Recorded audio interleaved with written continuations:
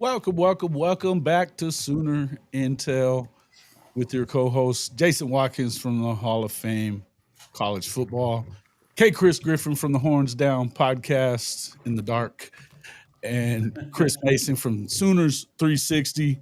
Welcome into the show, gentlemen. How are we doing today? It's Doing it's good. it's it's game week. Yeah, So man. It's game week.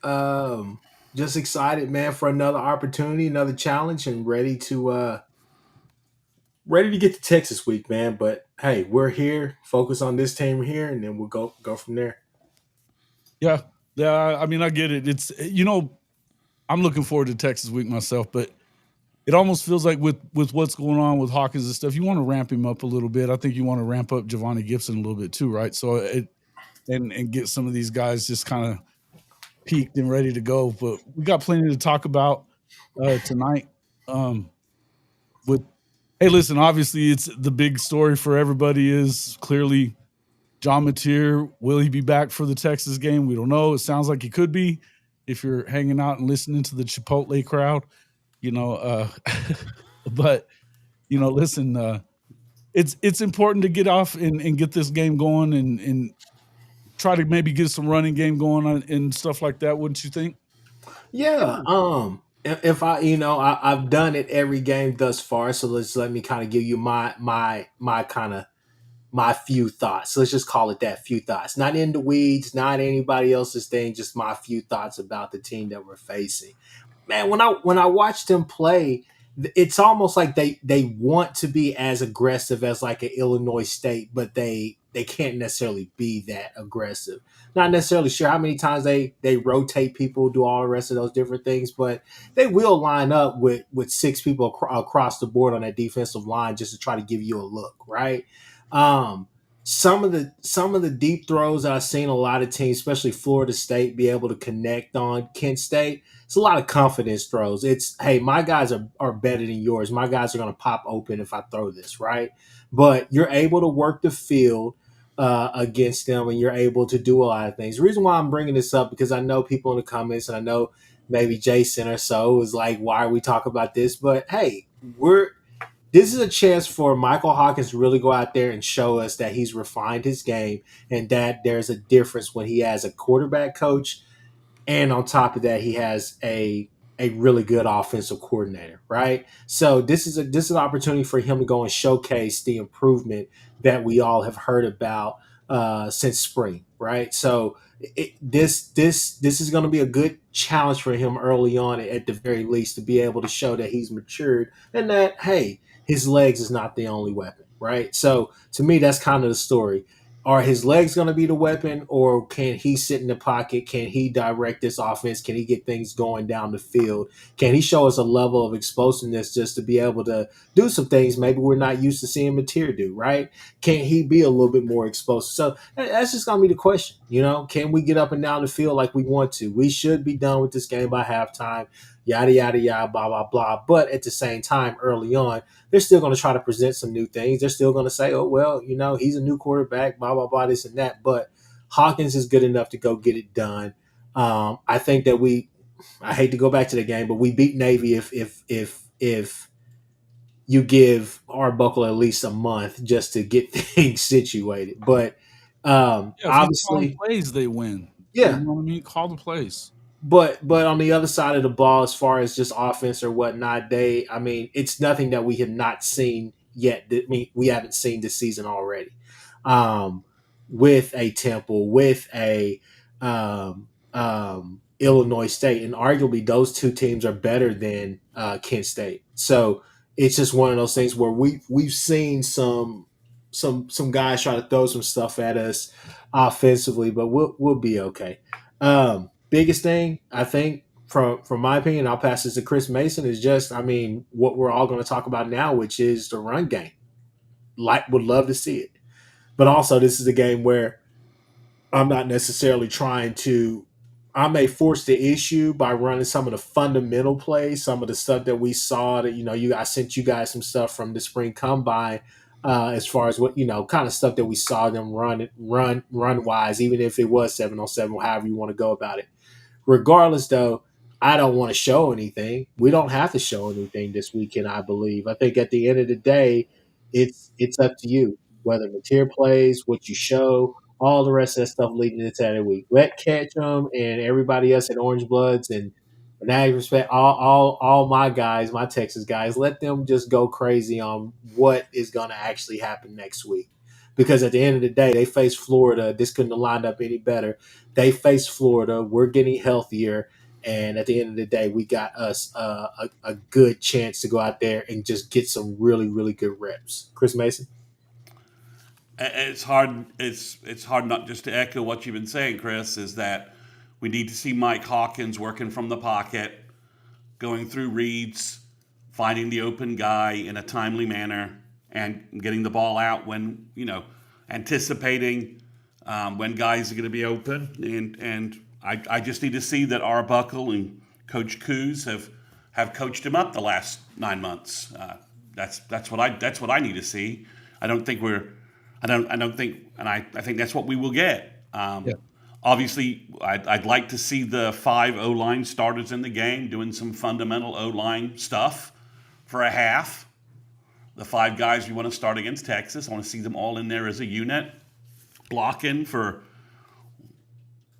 Blaylock, X-Rob, Barnes, Ott, Tatum, well, whoever's ready to play and whoever practiced well. So we keep hearing that Ott practiced well. So let's see. I don't know if this is the game we'll see it. It's the 5th game, so if he plays, I'm pretty sure this would be the 5th game he would play. So that would eliminate a redshirt opportunity for him if he was thinking of doing that. I don't know that he is, but that's a rumor flying around a little all over the place. But on defense, let's get as many guys in there as possible. I'd like to see a little Danny Okoye action. I think the rest of the defensive ends have earned kind of a break. I'd like to see some Wyatt Gilmore and Danny Okoye attacking. Oh, yeah. I'd like to see a lot of James Nesta at linebacker. I'd like to see, maybe this is a game maybe they can burn one game, and this is where we can see some Trent Wilson and some Nigel Smith. I'm just looking to see, this is the best chance for us to get some backups, some playing time, and perhaps after halftime, you can empty the bench and start attacking with our third/4th string D line, basically. Yeah. Danny Okoye, it'd be nice for him to kind of get a tune up for himself. Yeah. Maybe get a couple of plays, couple of tackles or whatnot that would give more confidence. I mean, he was out there the last game, but he was dropping back, right? So attack, go into attack mode, challenge the backups to maintain what could be a shutout environment, right? Yeah. I think that's one of the things that I'd like to see Brent do, but I would like to see a economic use of our frontline talent. Let me just put it that way. Fellas, Matt, can I take an early dig real quick? Are you guys okay with that? If I take an early dig real quick? Go right ahead. So Jeff Shear is very, very, very loud in the comments right now. He says, "Agreed, Jason, but I don't think you learn anything because the opponent is inferior." Let me pull that back up. So obviously, Jason and Jeff Shear are talking about what you learn from Hawkins. The only dig that I'm gonna say is this right here, guys. Look, we're not gonna go into Twitter next year. At least you're not gonna hear from us three and say, yeah, our quarterback is SEC ready because he played a Mississippi State team that, let's be real, wasn't an SEC caliber team last year. We're not trying to see that. All we're trying to do is just see improvements, show that he can do the quarterback things, because at the end of the day, this may not prove anything to you, but if you're really looking at the big picture, this is going to give us the writing on the wall to know, do we need to jump into the portal or not? This is bigger than just. I think this is bigger than just him playing Kent State, knowing something against Texas or whatever. There are things behind the scenes that are going to happen. Material's going to be back at some point in the year. But again, to me, this is something that shows me, does he have his mechanics better? Because coming in, I think that's where all of us were on the same page as far as like, he's raw. He's still a bit raw. It's there, but it needs to be refined. So has he done that? Is it going to take him another slot? Because the thing is that I don't know if you can go into the year. I don't how good Whitbauer is. We'll see, but I don't know how I think this is a reps thing. This is a ramp him up, get him ready for if he does have to play against, you don't want him coming in. You think about the first game of the season, you're playing Illinois State. Yeah. That wasn't, you didn't see Mateer exactly start quickly, right? He kind of worked his way into the game, got it going. And I'm going to tell you that, and shout out to ATX Sooner. Appreciate that, man. Sharing the stream and everything for us, man. And you've been doing great stuff out there as well. But hey, no, I mean, to me, and he talked about this on his show, and shout out to him for that. You go back and look at some of the things that he did in the Tennessee game, especially when Jackson Arnold was pissing down both legs and turning the ball over right after turnovers that were forced.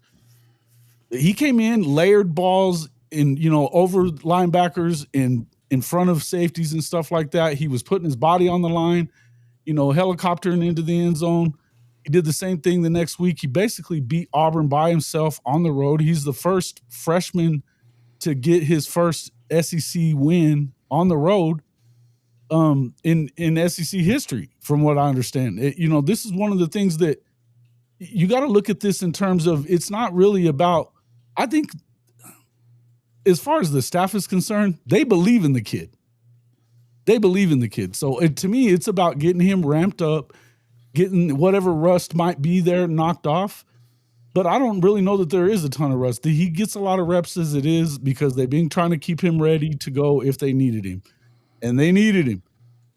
We talked about it a lot. I've told you guys a ton. I believe that whether it was for 2 plays, two games, or 2 months, if Oklahoma's going to get to where they want to get, we were going to need Michael Hawkins at some point. And it's come to be true. And, I know that Mateer is going to be back whenever he's back. Everybody will welcome him back whenever he's back, including Michael Hawkins. But this dude is not some scrub. He's not some scrub. You know what I mean? And I think it's just about ramping him up more than anything else. Yeah, we just everyone says you can't tell anything from this Kent State game. I couldn't disagree more. If he is efficient, confident, and productive, that will tell us all we need to know. I mean, if he is efficient, the offense moves around him, he's confident, the offense is moving efficiently, and by that I mean we're not calling timeouts when he first gets in. He's had 2 weeks to get ready, because that's the only benefit of the bye week.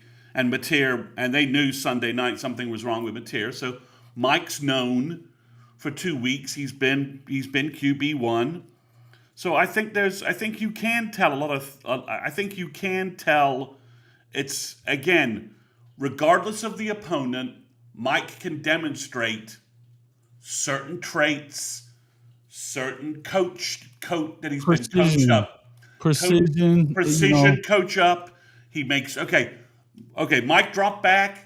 He scanned, he found the open guy, and he quickly delivered the ball, right? I mean, Jackson Arnold is still not doing that, after in his third year, and apparently never will from that. So, and Mike can just demonstrate a command of the offense, even against a terrible opponent, that gives the coaches confidence and give the players around him confidence. So, will it tell us everything? No. And none of us are pretending that it will. But if you don't think he can't look and control the offense, have a command and a confidence, and as you said, a precision to it, he can. There are things you can pull out of this game regardless of the opponent, and to think otherwise is just kind of silly. And that's on the command of the offense and how he's going to communicate with his quarterback coach, his coordinator, Mateer.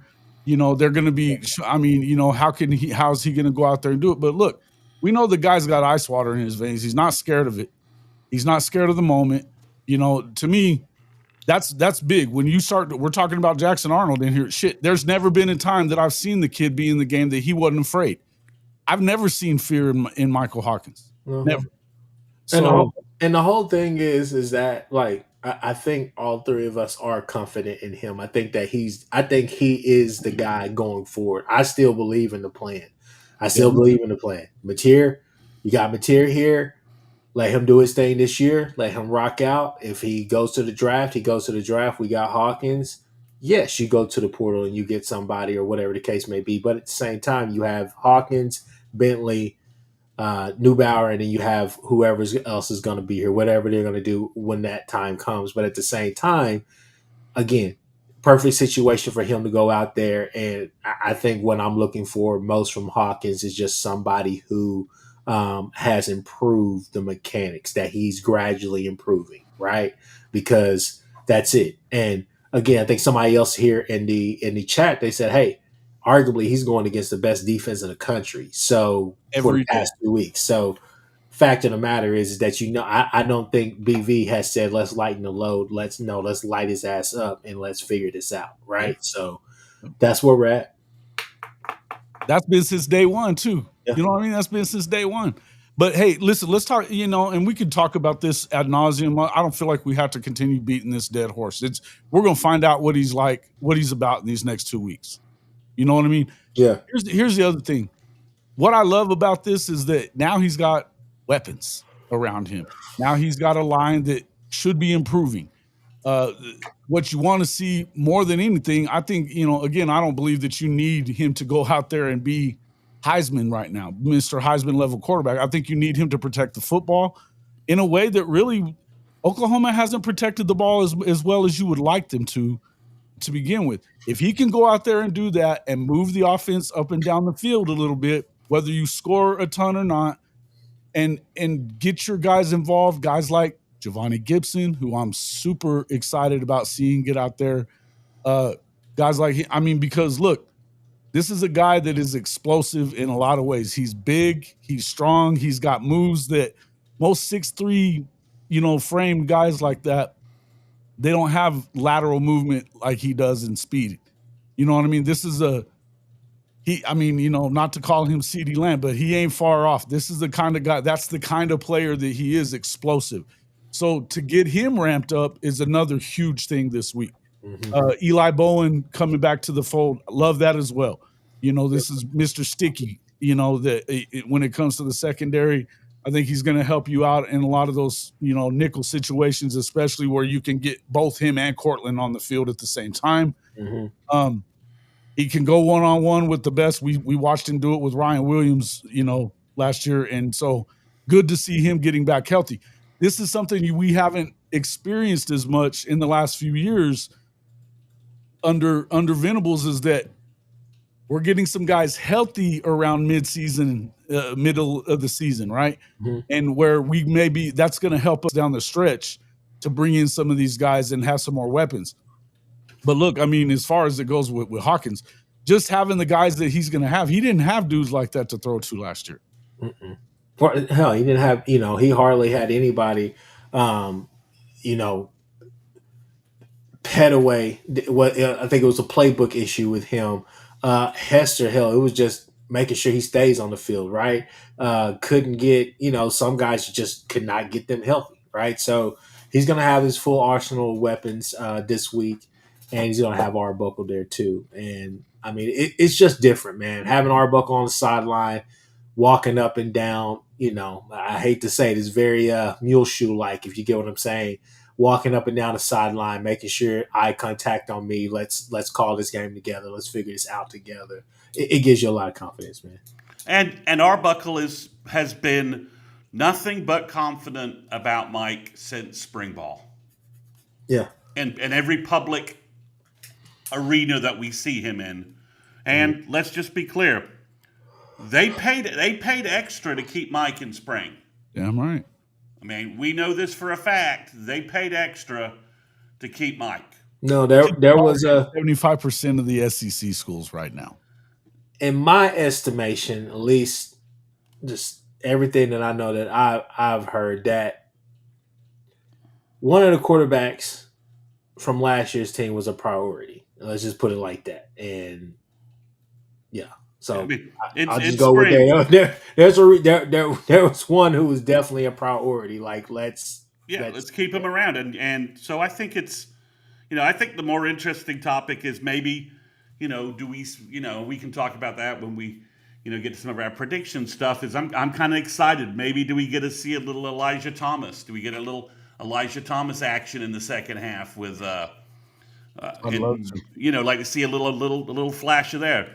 Zion Kearney and Mike had a connection in the bowl game. Does that kind of come back? Do you work that a little bit as Ivan well? carry on in those, In the down in the Yeah, red zone area, man. That's a jump balled cat, dude. Give him the ball like that. yeah, and also let's just call it what it is. Mike never had Jaron Canning to throw to last year. Okay, is he leading us in yardage receiving wise, or is it Satania now? I'm not It's really sure. close. It's really close. Like they're 1-2, right? They got to be 1-2. Let me check. man. I'm sorry, Chris Mason. I mean, our two leading receivers, flat out, Mike didn't have them to throw to last year. So, and if you don't think that makes a difference, I don't understand. Then we're not talking about the college football game that I understand it as. To me, I think the biggest thing is get this game over with early. That way, it's not a thing.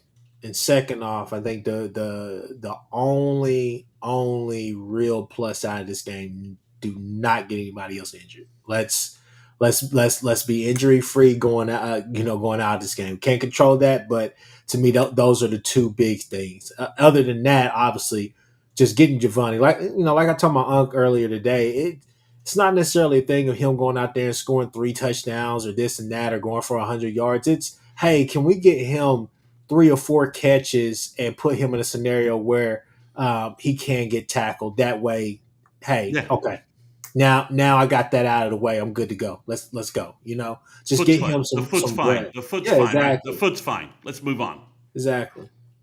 Yeah. No, I think it's again. It's I think it's again be efficient in the first half. Get our guys out of the lineup and let our young depth, let it breathe a little bit and play, Yeah. and be out there. If they give up some yards and give up a field goal here or there, I don't care. The reps they get and the chance they get is more important than, it's more important than, than OU covering on us to a certain degree, right? I mean, we've got bigger things to accomplish than Kent State.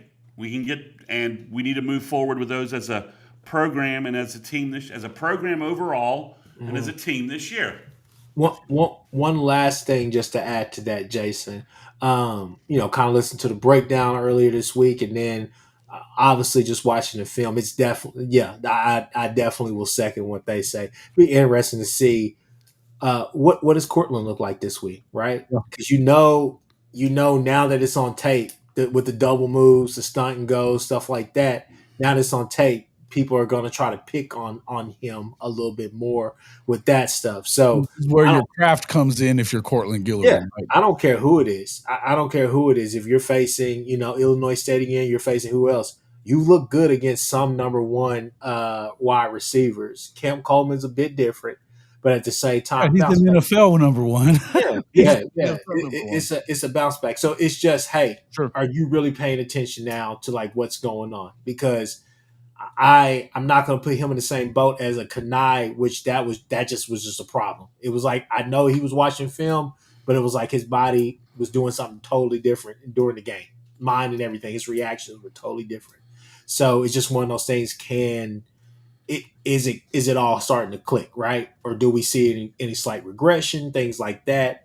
But for me right now, even with Eli coming back, I think you stick with what you have right now, unless you have to make a change at some point. So that's just kind of where I'm at with it. So that'll be an interesting thing. I think we are looking at we call him I want to call him a redshirt freshman, but Hawk and just some of these other kids, right? It's your younger guys that you're actually thinking about a little bit more in a game like this, not because you don't think that they're going to perform well, simply because you just want to see improvement, right?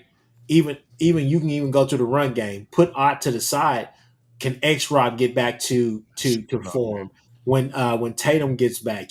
Some of these younger guys, these are guys that we're going to rely on at some point this year. So we need to just continue to see just consistency.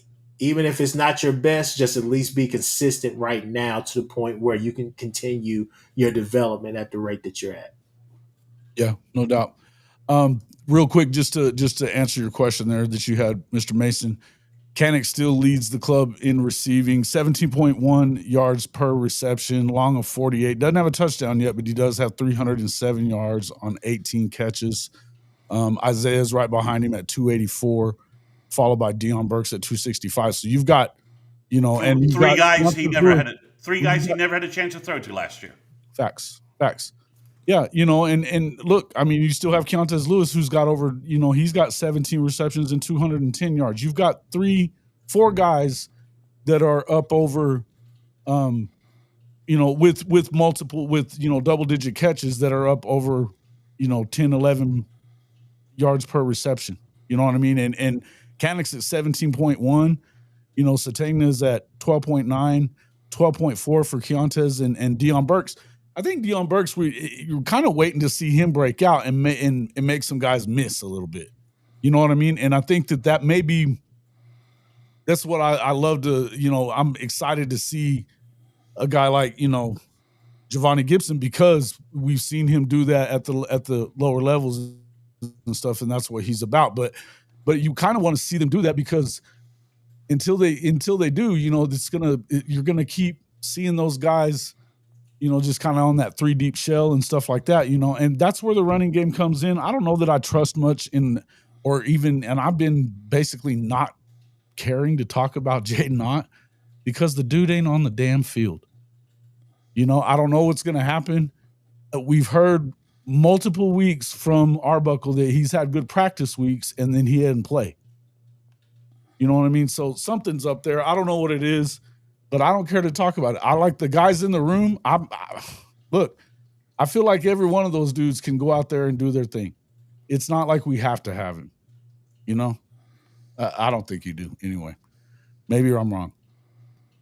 And sometimes, man, this is the thing. Like, it's been a minute since we've actually been in an offense like this. Not even a slight to Levy, because Levy's offense on paper and statistically were pretty prolific, right? Yeah. But it's one of those things, especially just kind of going off of last year. We weren't in this situation necessarily with the offense that we have, because it's one of those things where you take what the defense is giving, you kind of start dictating to them, like, okay, if you're literally going to let me pass all day, we will pass all day. Like, if you're going to let me pick up yards like that, that will be my run game, because I can just pick up these easy 4th and 1s, different things like that. So I think, to me, going back and watching that Auburn game, that's what I saw a lot of. I saw there are times where the blocking is just fine on the run game, and sometimes it's not, right? But at the same time, we've seen gaps, we've seen holes open up and all the rest of the stuff, and it's coming. But there are certain times in the game, for however long it is, where the pass game is, that's what they're giving us, right? And they're playing zones or playing things like that. And if you haven't learned that by now, playing a zone against Arbuckle, especially if Mateer has time and he's not necessarily pressed, it's probably not the best thing, because guys are just going to sit in those holes the whole time. That's, again, that going back to the fundamentals of his offense, that's just where it's at. But it just is what it is. We shall see. This is kind of a we shall see type of game right here. Like, everything is on the table. Mm-hmm. Let's go ahead and run these predictions, man. Okay. Yeah, let's do it. All right, we're going to check out our predictions for the game. Let's see. Here we go. Kent State this week, leading rusher. That's why I was bringing that up about Jaden Ott. I'm not going to talk about the dude. I could definitely see Hawkins being the leading rusher, but I also think that Torrey Blaylock has established himself as the guy. I feel like they're going to have some running lanes. This is probably one of the worst teams in FBS, if not the worst team in FBS. So I still like Torrey Blaylock to get. I'd like to see them run a little bit more off tackle more than anything else. But we'll see. You guys both expecting Hawkins. Look, I think you can. It's easy to go there, right? We've seen him break 60+ yard runs multiple times in 4 games last year with him on the field, right? Yeah, I mean, I just think there'll be a time and a play where he's able to house it like he did against Auburn, and I don't see Kent State having much of a response to it, and maybe he does it once or twice. So I'd love to be wrong on this. I'd love it to be one of the running backs, or a couple of the running backs post a good day, and the majority of Mike's yards are from the pocket or cold rollouts, passing plays. Right? I'd love it to be. Yeah, Mike didn't really run it, but he didn't need to run it because the running backs were finding lanes and he was finding receivers. But I just think he's too naturally talented running the ball that something's not going to break for him in a big play. Yeah, I agree. I can see that. Leading receiver, we all got a different one. I think that Kanik he's been leading for most of the year. I feel like this is a week that you might see some stuff from Javonnie Gibson, especially if they're trying to ramp him up. But I definitely think that Kanik being, especially for a young quarterback making his first start of the season, that's a security blanket for you, man. The dude gets open, so I could definitely see that happening as well. Keontez Lewis has been, he's been really good too. So I'm excited. I'm kind of geeking about Gibson, so I just threw it out there. So excited about that. Will he pass for 300 yards? Neither of you guys think he will. I think that this is the kind of week that he probably should. I think it's the kind of week that he probably should. But I'm thinking I'm viewing more precision from him, and that maybe he's not in the game as long as we think he might be. That maybe second half we're up 35-0, something like that. He gets the first possession coming out of halftime because that's what Arbuckle needs to do in terms of halftime adjustments, and then maybe we see a little bit more of Whit Neubauer than we anticipated. That's kind of why. That's the only reason I went with no. Okay. What do you got, Kchris? For what again? I'm sorry. Well, you can go with wherever you want, but we were asking about Michael Hawkins passing for 300. You don't expect it either. You said no, I don't. I think this is a modest, like somewhere between like 200, 250 type day for him, but probably his legs carry him to probably like at least 40 to 60 yards as well. Yeah, but I think that's probably a short day, and I think that we get really good field position, and we're in plus territory whenever they have to punt. Yeah. Okay. Will we have a 100-yard receiver? 2 of us say yes. Mr. Mason says no. I think it's spreading the ball around, and I think again at halftime, some guys go to the bench. And the whole thing is, I saw somebody put in here that Satania is going to be the leading receiver. This is a game where screens could work an awful lot, right? Yeah. And want to see guys catch it cleanly, hold on to it cleanly, and not go into the issues that we had last week. Let's not do that. Like there's been some times even with John where even with Mateer where you're just like, man, we killed ourselves. There was a couple of drives last game, man, we looked really good moving the ball down the field, turnover, right? So that's stuff that you got to clean up. Don't turn the ball. Protect the football. That's what I want to see more than anything. Yeah. Protect the damn ball. Yeah. Okay.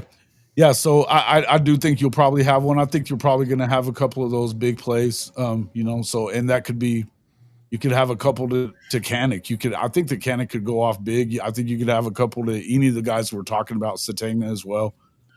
Big plays are, I think that's something that could happen here. And I also believe that this is the week, will they score a special teams touchdown? I don't believe they will. But, and Mr. Mason does, but defensive touchdowns, I think that's coming. And I guess at this point, I'm kind of riding that, until they do, because it feels like to me, the defense is like, I can't believe they haven't forced a turnover, but it feels like it's coming and it's going to come in bunches. And when it does, they're liable to score a bunch. You know what I mean? Yeah, I mean, I think Kent State's gonna be punting a lot, and someone's gonna return a punt for TD. I think it's just a matter of time. Yeah, nobody likes me. Oh, that's all right, man. I don't give a shit. I don't give a shit. All right, you will have more rushing yards and receiving in this game unless you have O-line issues. Yeah, and I don't know that. Here's the question. I guess I would ask this question: do they play Fasusi? Do they feel like they need to play Michael Fasusi this week to kind of get him ramped up? I don't know. I kind of feel like the more he has time to heal, maybe that's better. What do you I guys think? would. I probably wouldn't play for Susie. Chris Mason. So I just think it's very simple. If he's 100% playing, if he's not, then sit him. If he's 100%, we need to see the starting five out there. They need to get a little continuity in the both pass blocking and run blocking. But I wouldn't play him long, a couple of series, and then I get guys out from that perspective. So if the five guys are ready to play and they're healthy, play them. If not, then sit them. But if they are ready, put them out there, give them a chance for a couple of series to put all the things they've been trying to focus on over the last 2 weeks in practice, put it on the field, at least in terms of the continuity of the five guys playing together, and then get them out. Yeah, I get it. Yeah, I think if he's healthy, maybe so. But if he's not, don't put him in. I don't think that even Fabechi too, Bill. I'm with you on that, Bo. Hey, Nubish 44 just became a member on Hall of Fame College Football. I appreciate that, man. Welcome to the family. Here's another thing. They don't need to score 40 or 50 in a game. Can they go get 6 when they need it? So far, they have shown they are capable, something we didn't see at all last year. Yeah, I honestly, this is something that, we're so used, as Oklahoma fans, we're so used to seeing, right, explosive offenses that go and put 40 and 50 up, right? But that's not always conducive for what you expect to see in complementary football that keeps your defense rested. You know what I mean? And so I think that may have a lot to do with why the defenses, they're scoring enough to stay ahead. And I mean, they've only trailed for Jason. just that small amount of time that Auburn took the lead last week. Jason. Yeah. It's as simple as this, man. Last year around this time when things started to go downhill, Chris Mason said it, I said it, and you said it. Especially going into the summer, going into the winter, going into the spring, going to the fall. If this offense can average 23 plus points per game, we're gonna have a chance to win every game we play. Yep. Let's just be real. I mean, I think at early on, I think we were just begging for our offense to score more than 14 points. But at the same time, I mean, I think realistically speaking, with the defense that we have, the style of ball you have to play in this conference here, I think that if you're scoring 23 plus points, I think that you're able to figure those things out. Unless our secondary just goes to shambles or whatnot, I don't necessarily see Tennessee and trying to figure out another team on our schedule. I don't necessarily see a lot of teams scoring 30 points on us. I just don't. I'll leave it at this. So far this year, we've needed our offense twice in the fourth quarter to come up with clutch drives. And they've done it both times. Oh. In Michigan, they ran the clock down to nothing. And at Auburn, they responded and got the lead back. So complementary football and clutch fourth quarter football, that's what we're getting from our offense so far. Right. And that complementary football has led to this. Yeah. You're first in sacks, first in third down percentage, first in opponents' punts, opponents' plays of 10 plus yards, number one there. Opponents' passing yards per attempt, second in the NCAA, first in the SEC. Touchdowns allowed, second in the NCAA, first in the SEC. Total defense, second and second. Passing TDs allowed, third and first in scoring defense. third and second in scoring defense, third and second in passing defense, opponents' first downs, third and second, fourth and second in opposing yards per play, passing defensive efficiency, first in the SEC, fifth in the country, rushing TDs allowed, seventh in the country, first in the SEC. I mean, this is the best defense in the country, and you're doing enough offensively to continue doing that. This is why I've continued to say that, look, we don't need Michael Hawkins to come in and establish himself as a Heisman contender for however many games he plays. We don't. We need him to protect the football and do as well as he can do, take advantage of situations where I'm waiting and expecting that these, turnovers are going to happen. Good field position has already been happening because they've been shutting people down. Lots of tackles for losses, and they're getting behind the sticks and stuff like that. The field position game has been really good. When these turnovers get started, you're going to have some opportunities. Just make good on those. Keep yourself connected to that. If you do those things and you continue to rank like this throughout the rest of this season, Oklahoma's going to have a chance to do everything that we'd like to see them do. Yeah. They're going to have a chance to do that. Yeah, I think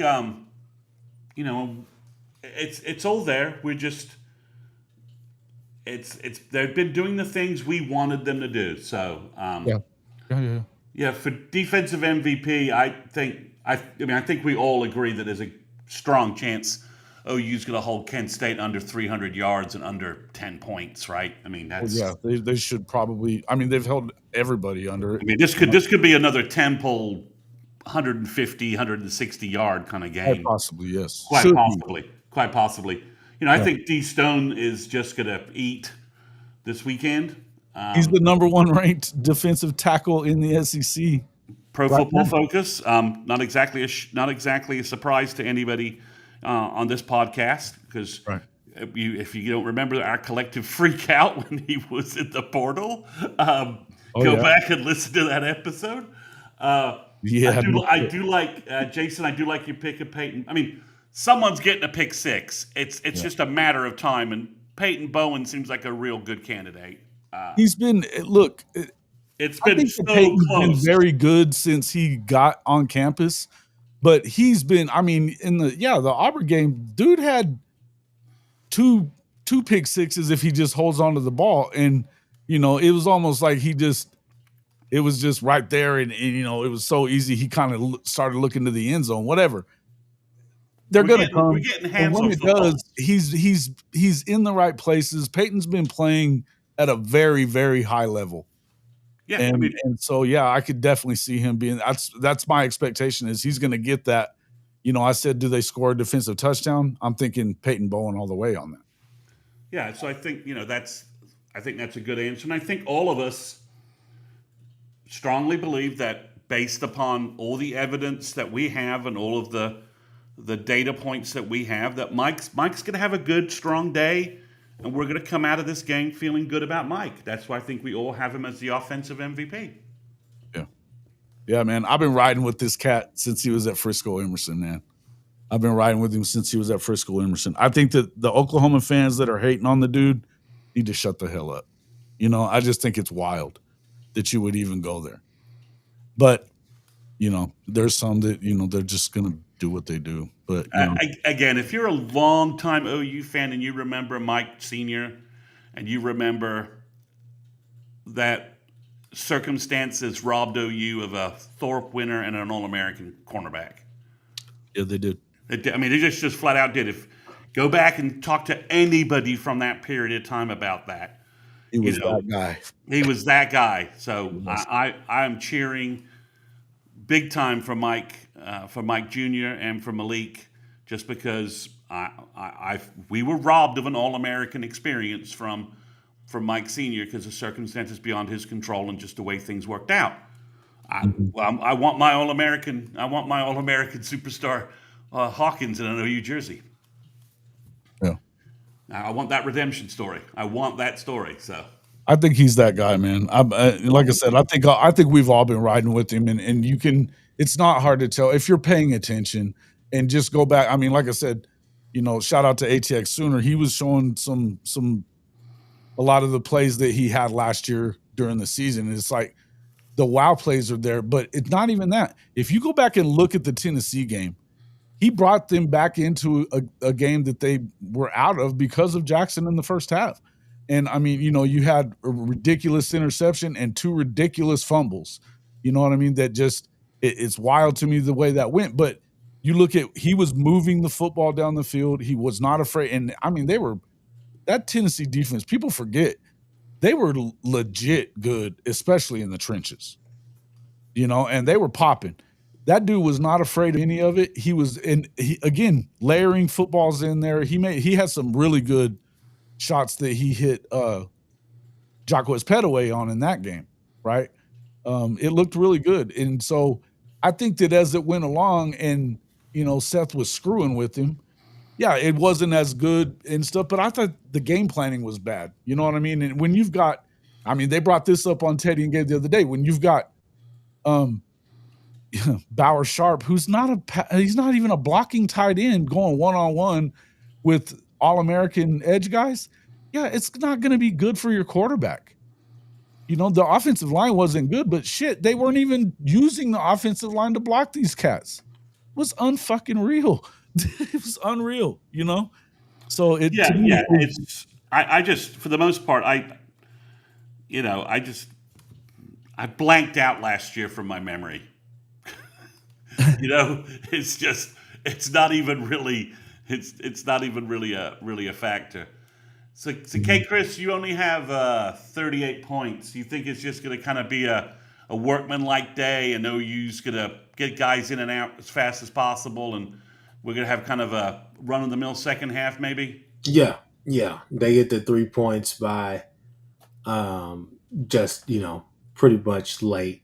We're playing pretty much the end. The third string gives up a couple of plays and played a little. Jet new in this game.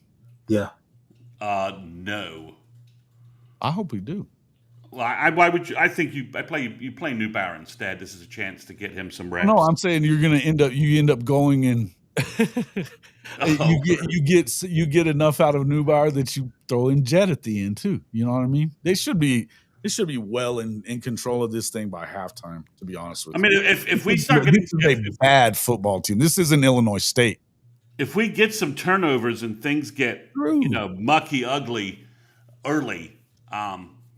Short fields, some scores. If we get some quick scores, things.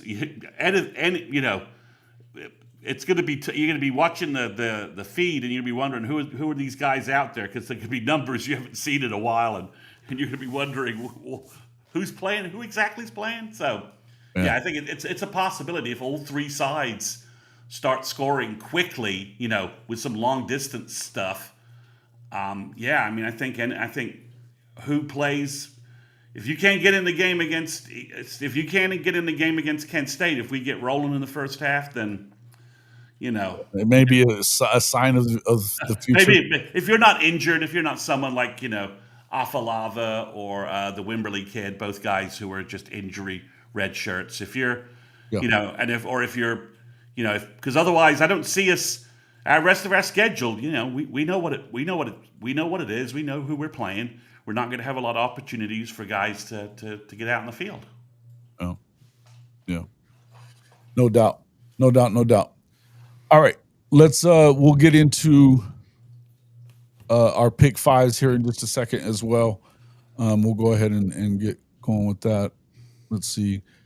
Check out the My Bookie Pick 5, and make sure you get over to hofmedia.us/mybookie1000, up to $1,000 as a welcome bonus. That is up to 50% of your initial deposit. And I've been killing it on my bookie the last few weeks, man. I'm up like $500, so killing it in there. We're gonna jump into our picks for the week. We'll go into first though. Let's take a look at last week's. Hey, Chris, what's up with you, man? You struggling, bro? Struggling. I'm trying to Y'all are going off the whatever you're point. trying to do. Y'all are fine with that. I'm just picking the games, man. I'm telling you what's going on. Now, Penn State, I don't know. I fell for it. I thought, okay, Well, this that was is dumb. finally the opportunity for Franklin to get it right. That didn't happen. LSU is a mystery to me. I don't know. But I mean, I did win the Texas A&M game.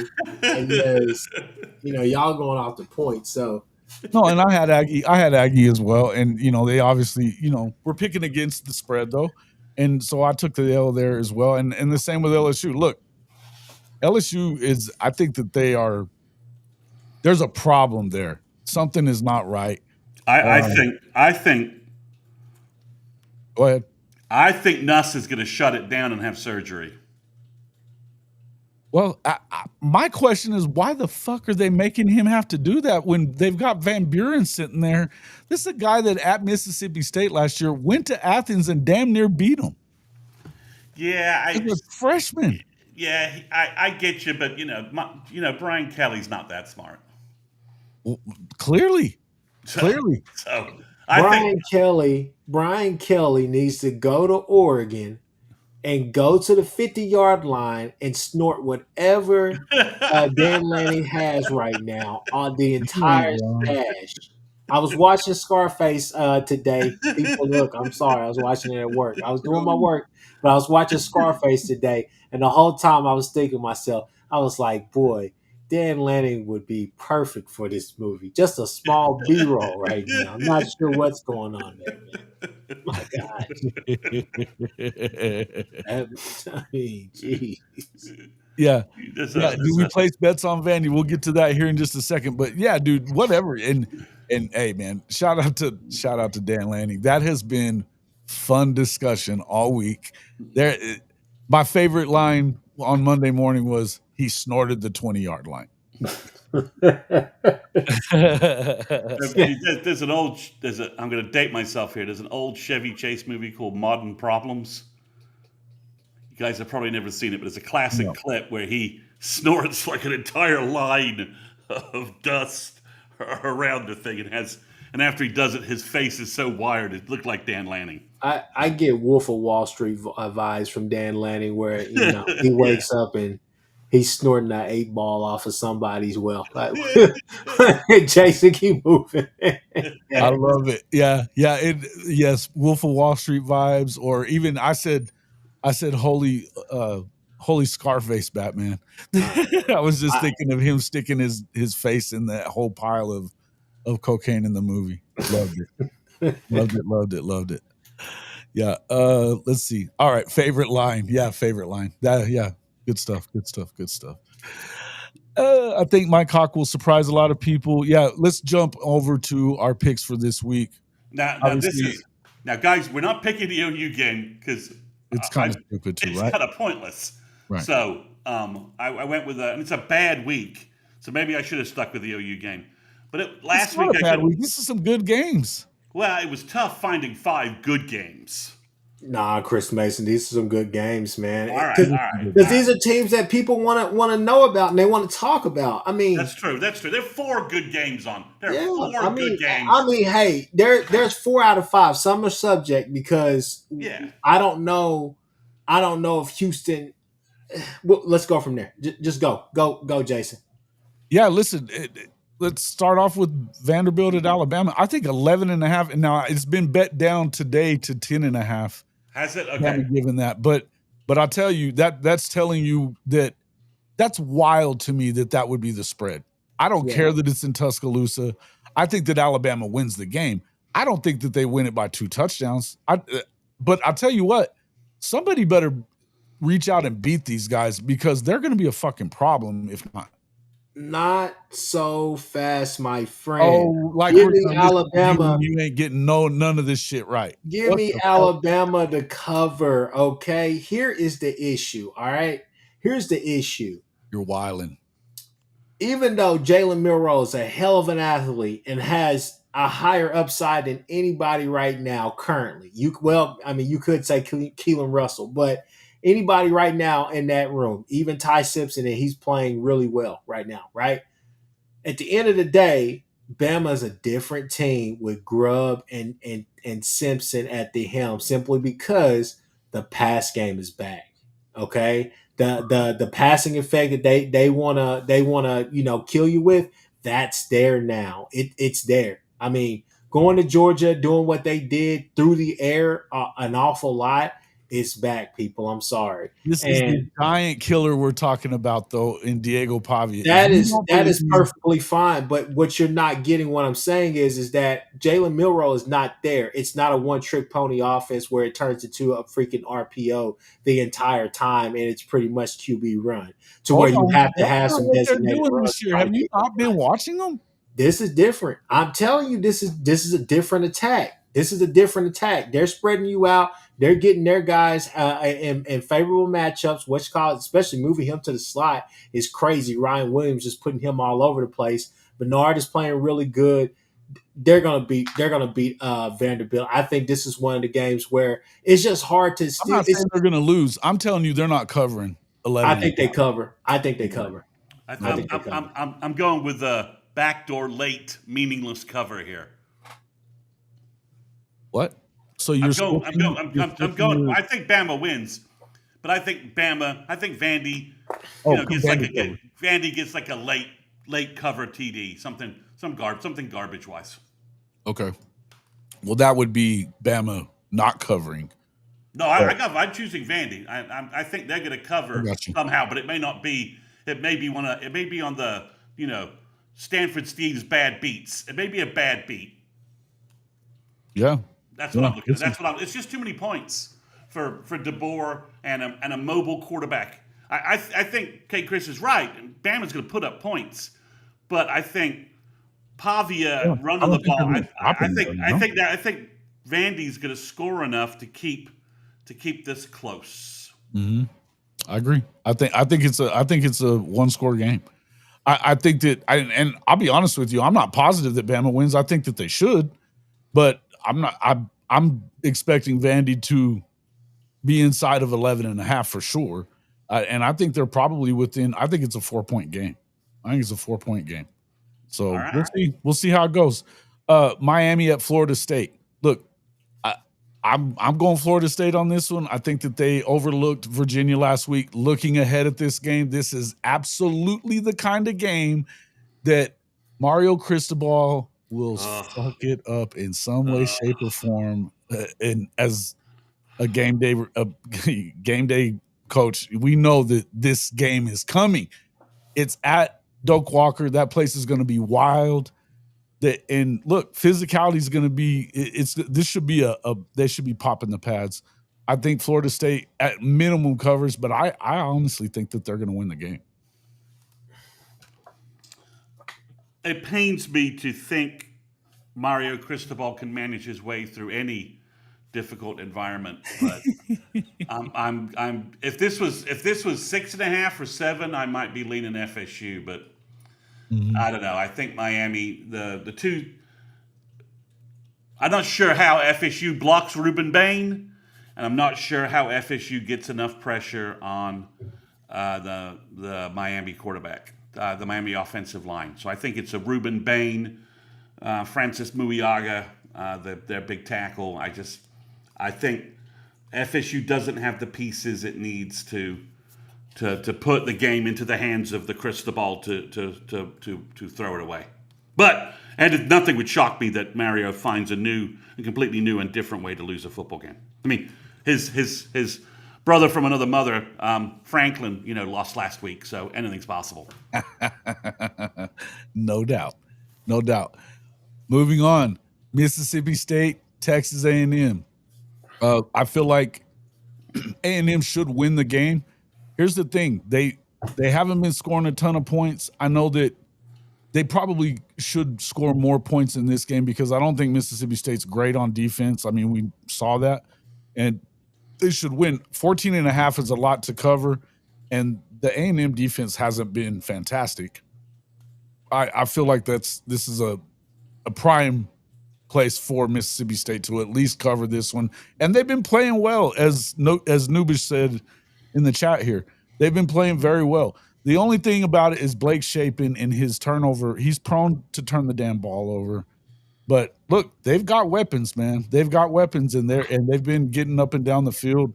Shout out to Jeff Lebby for, I mean, damn, they did everything but win that game against Tennessee last week. You know, they could have a letdown here, but I feel like they cover 14.5 for sure. Okay, Chris, what do you think is the final score? How big a win is it for A&M? Do they just blow them out? No. I think that this is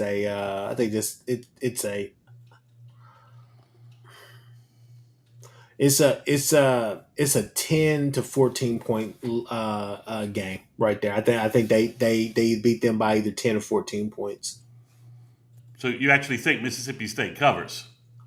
No, I think Texas A&M goes and does what they need to do. I think they get some stops. I mean, it's at A&M, so that's the problem. Yeah. You know, you have those cowbells, they have the 12th man. I think the 12th man is going to show up loud and proud for Dare. Let's go ahead and get to the game, Eric. Well, let's talk about let's say the best for the last. Yeah. Because we know we got some punches to throw, but there's some Texas Tech at Houston, and Texas Tech people are saying that they may have the best defensive line in the nation. I heard Pollock say it. Oh my Lord! Oh boy! Oh my Lord! I don't buy that shit at all. I think that is some wild talk by David Pollock, and I like David Pollock, but come on, man, let's be real about this here. That's not factual. Houston, Willie Fritz, they're going to keep if they don't win. I would not be surprised if they won the damn game. They will be within the 11.5. I'm not ready to buy Texas Tech yet. I knew that they were going to go on the road and win the game against Utah. I don't think Utah's that good. They can't throw the damn football. Houston can. They've got a real deal quarterback. They can. This is the type of game that we're going to find out a lot about Tech. Maybe they win, but I don't see them covering this. And especially it's on the road. I don't see it. Well, I always make one wild pick every week, which I think I'm going to lose. I'm hoping this is the pick. Because, so the problem sometimes when I make these picks is, you pick who you want to win, not who you think will win, right? Yeah. And, man, I desperately want Texas Tech to go. Tech to go down in a flame and blow up and not make the playoffs. So I'm hoping this is the start of me jinxing the crap out of them. Yeah, listen, if you jinx them and Houston wins, that's cool because I'll catch up to you here in the overall for that one. So I've got a couple there that we're different on. So I'm hoping to take the lead this week. That's right. Where I'm going at the overall. All right, let's get to it, man. Let's get to it so we can get up out of here. Look, Texas at Florida, fellas. How do we feel about this, man? I think all of us picked Florida. Was that out of hate, spite, or was that just you guys trying to really stick to this whole cover thing? 6.5 points in a game that's going to be a massive rock fight is a massive amount of points. I mean, this could be like 13-10 easily. Yeah, I think so. I think 6.5 is a lot of points for a game that I don't know. See a ton of scoring going on in this game, man. I don't. What's the under? I would take the under. I would. Yeah, I'm beating the crap out of the under. I've already made a pick for that. I mean, Florida gets back their defensive tackles who couldn't play at Miami. They played a strong game against Miami. That score shines a better light on Miami than that game really was. That was a couple of late touchdowns because fourth quarter, going for it on fourth down, Miami basically punched in a couple of short field touchdowns. I think Florida's defense is a good defensive unit. Yes, it is. I think Napier at home, maybe they wake up and realize that they can just pound the rock and don't let Lagway lose the game for you. And I have zero trust in Texas's offensive line and in Arch's decision making on the road in a terrible environment. I mean, There's He nothing. hasn't played. He has not played in the swamp or anything like. I mean, Well, he crapped the bed in Columbus, and what's really and it's not like that in Columbus the way that it is at the swamp, guys. what's changed? What has changed since then? They've played No, some he's been crappy. worse. He's been worse. He's played some crappy teams. Yes. He beat up a really crappy team, and I just until Arch proves it, I don't see Texas putting up a lot of points on good defenses the rest of this year. No, man. Look, I think that this is the start. This could be the start. I don't expect Texas to lose the game because I think Florida is putrid offensively. You're right about that. What I don't know, I don't exactly think that Texas is going to go down and score a bunch of points. And to be honest with you, this is another one of those games that we're going to keep hearing about Texas having this elite defense and all this shit. I don't buy that either. Their wins have come against a combined offense of 122nd in production. You know, look, I know they've got good players. I know that they put up numbers. They didn't play great offenses last year either. You know, when they did, they got up against Arizona State. They gave up 550. My whole thing with this Florida Texas game is that I think I was telling my aunt today. Look, this is one of the few games we could talk about because both defenses, right? Florida is coming here, a similar situation. They're banged up. They're safeties. That's going to be an interesting matchup to watch. Both of their safeties are hurt, right? They're starters. So that'd be interesting to see what they do. But Florida is going to play good football. But this is one of the few games, fellas, where it really does boil down to quarterback play. It's a quarterback versus quarterback type game. It's Arch versus Lagway. Who's the one who has the advantage here? I think it's Arch simply because he probably can rely on his defense way more than what Lagway can, right? Before they just kind I of don't know about that's that. it. I know. I'm just giving you my opinion.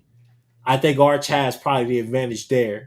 When it comes to being able to get it done, I probably give it to Lagway simply because it may be a thing of throwing picks and doing that, but at least the ball is getting there, right? There are guys that are wide open or guys who are open in zones that Arch is throwing it to, and hell, it's going to the dirt or he's missing them completely. So both of them have shown that, hey, they will take some chances on some balls. And the whole thing is that, I mean, the only other X factor that I can really name, because to me, I think the difference in the game last year was the fact that even with Wisner and some of the guys that they had last year, they couldn't necessarily just say, we're going to line it up and just run the ball at you. Now, they may say statistically, yeah, but no. They did a lot of cute shit. This is a game where you have to take away all the cute stuff, the money stuff. Take away the bum ass screens. Take away the reverses that they want to get Wingo on. Take away that stuff right there and make them play football. Make them play 4 quarters of football and give yourself a chance to win. I mean, that's really where it's at. Don't turn the ball over.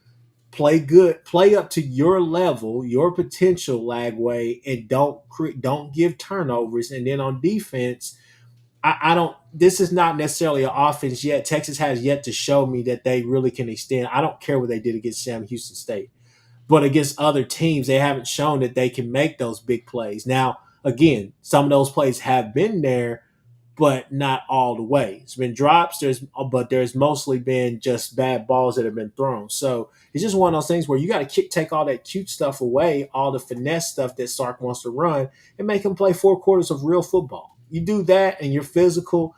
You give yourself a chance at the end of the day. And I think that's all that you can really ask of this Florida team. The only thing I can ask for Florida is hit Arch often and frequently and hard. Rattle him, rattle Texas. And again, this is a rock fight. If you told me the winner had 16 points, I'd be like, yeah, I can buy that. I mean, it has,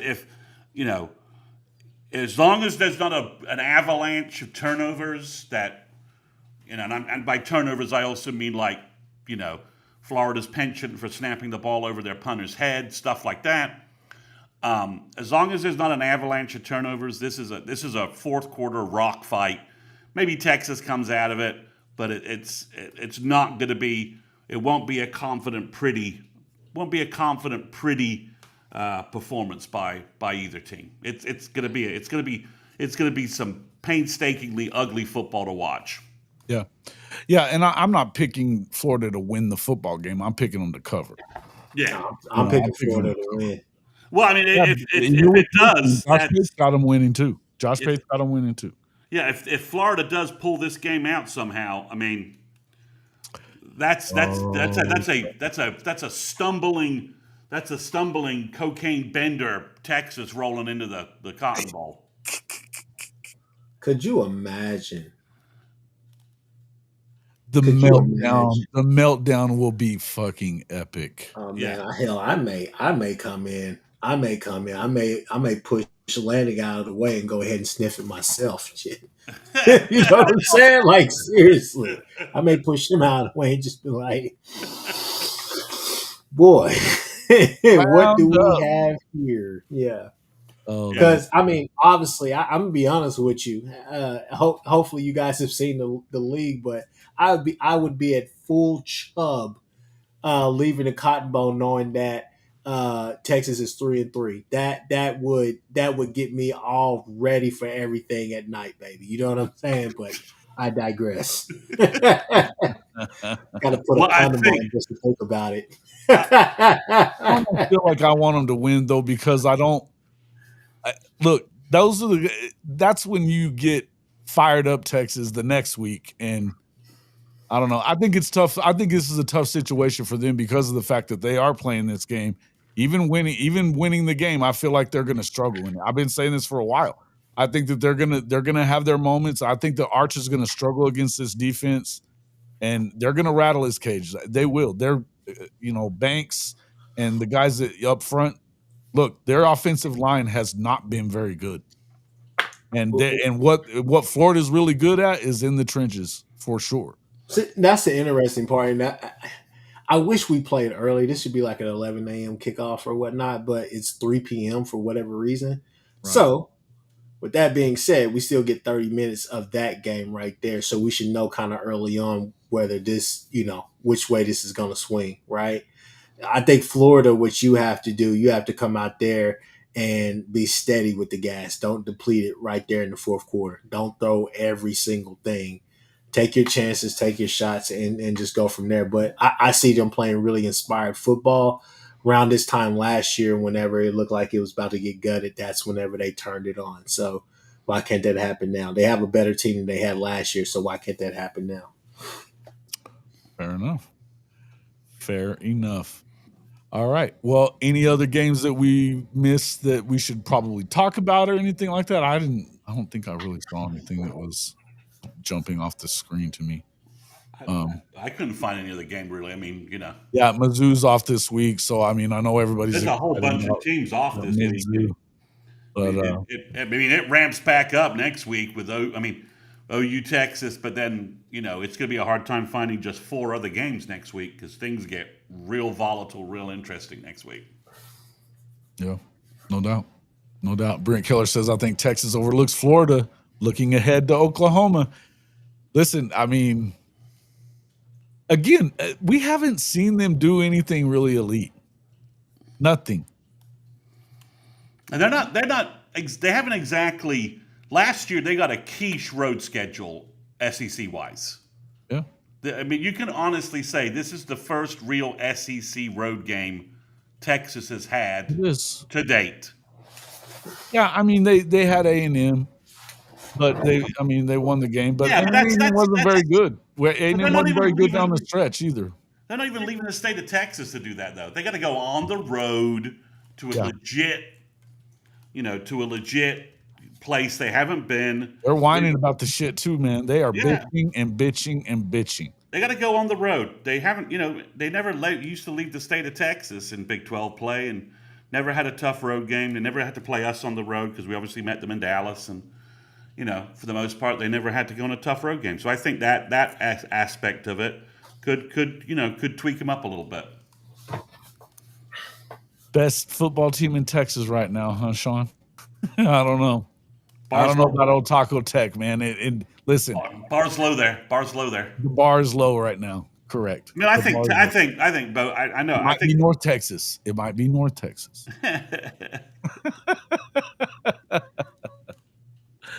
It may not be North Texas, but who's to say? It's not TCU. Yeah. Choking another game away. But yeah. Stoops pulls his annual miracle in Athens. I don't know. That would be a miracle of all miracles. But all right. Yeah, I think that coming off of a loss to Alabama, that's not. Kirby's going to flatten. It's a bad situation for Kentucky. Correct. If they had any kind of quarterback at all, then maybe you could see an upset. But I don't see that happening. Yeah. We want to call it. We want to call it, guys. Yeah, that's it for us. I appreciate everybody coming in. Hey, if you didn't hit the like button, I got to ask you what the hell your problem is. Don't be a freeloader. Make sure you hit all the pages. Sooners 360, Horns Down Podcast, Hall of Fame College Football. Make sure you jump over there, hit the likes on all 3 pages, become a subscriber. Hey, I'm just over a couple of hundred away from 5,000. We'd love to be there before the Red River Shootout next weekend. So help a brother out. It's been a big recruiting weekend. If you are not up to date, I posted a pod this morning covering everything in recruiting, other than a certain wide receiver visiting OU. But we can state we do have one official visitor coming in. But if you are not up to date with the massive recruiting momentum OU has, you need to check out my podcast, because if OU keeps winning on the field, recruiting's about to get very, very, very interesting. Yeah, Neilio, we know that you don't freeload, bud. Thank you for the super chat in Venmo as well, as you always do. You're the man. We appreciate you. All right, good show for everybody. Hey, appreciate everybody coming in. We'll check you guys out on the next one.